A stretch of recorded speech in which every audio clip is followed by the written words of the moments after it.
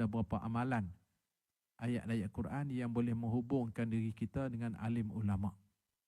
Daripada alim ulama itu sampai kepada guru-guru, sampailah kepada Rasulullah, sampailah kepada Allah Subhanahu Wa Taala yang membukakan hijab ayat Al-Quran itu sendiri.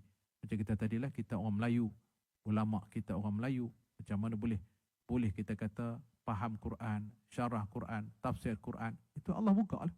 Buka. Allahumma salli alaihi wasallam. Yang pertamanya ini yang kita boleh hubung. Kalau kita kata tokoh kita Allahyarham, Tok Guru Jawang Lanai. Tok Guru Jawang Lanai Allahyarham meninggal dah. Tok Guru Jawang Lanai ni nama dia Abdul Wahab, tapi orang panggil Tok Jawang. Dia ambil daripada Tok Kenali, daripada Tok Guru Jumak, guru dia, Umat Az-Zuhdi. Sudah pasti Az-Zuhdi ini daripada Tok Kenali dan beberapa ulama-ulama daripada Mekah itu sendiri. Ayatnya bunyi macam mana? Cuba ikut pelan-pelan, ambil berkat. A'udzubillahi minasyaitanirrajim. Wa yazidkum quwwatan ila quwwatikum. Wa yazidkum quwwatan ila quwwatikum wa la tatawallaw mujrimin. Wa yazidkum quwwatan ila quwwatikum wa la tatawallaw mujrimin. Surah Hud ayat 52. Ambil tu, balik tengok, cari. Nah, kita nak bagi ijazah untuk amal. Wa yazidkum, ni hak doa ni semua tak larat dah ni. Nak bagi kuat balik, bagi semangat lah. Sungguh ni ayat Quran.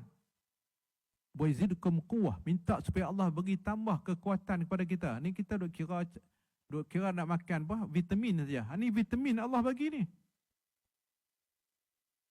Kuat, mungkin kuat pada tubuh badan, kuat pada rohani kita.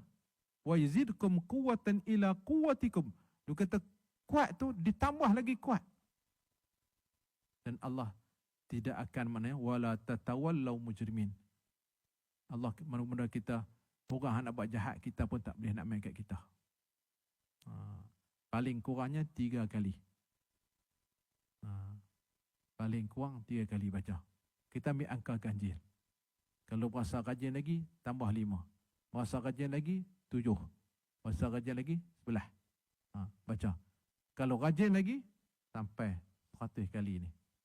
Wa yazidkum quwwatan ila quwwatikum wa la tatawallaw mujrimin. Ni kita duk baca amal ni, tuan-tuan ambil kat saya ambil pada Tok Guru Jawang.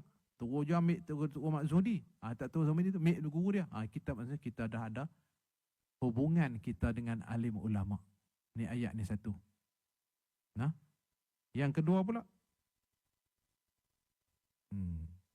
Ayat Quran lagi. Kita duk baca Quran lagi. Sebut nah. Rabbi najini minal qaumiz zalimin. Rabbi najini minal qaumiz zalimin. Rabbi najini minal qaumiz zalimin. Ini Allahumma salli ala Sayyidina Muhammad pada surah Al-Qasas. Surah Al-Qasas. Ni pada mana? Mungkin kita rasa kita terinanya. Kita rasa kita tertipu. Kita rasa orang buat zalim kita tak boleh nak buat apa.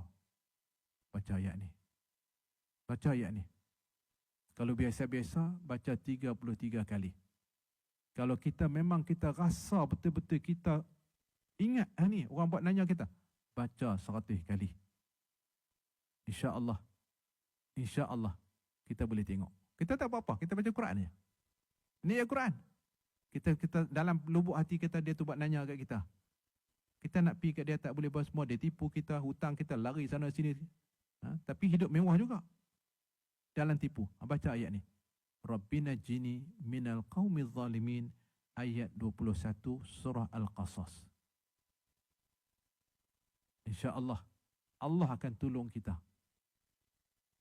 Ini doa ni yang dibaca oleh Nabi Musa alaihi salam. Cuba bayangkan Musa nak berhadapan dengan Fir'aun. Fir'aun tu mengaku jadi Tuhan.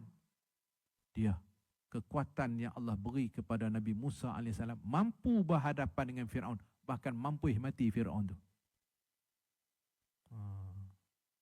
Untuk diri kita. Dan untuk keluarga kita.